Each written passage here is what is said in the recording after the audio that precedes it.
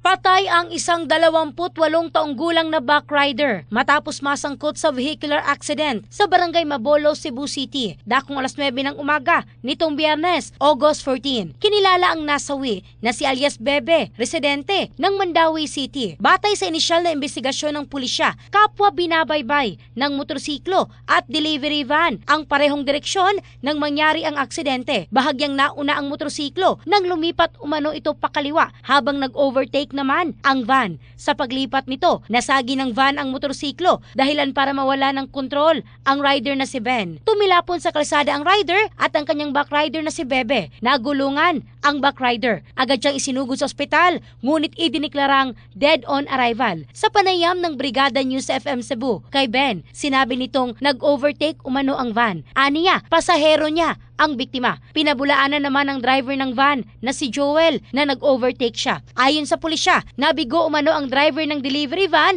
na magpatupad ng precautionary measures at isinailalim muna ito sa kustodiya. In the heart of changing lives, ako si Michelle Craste ng Brigada News Philippines, the Music and News Authority.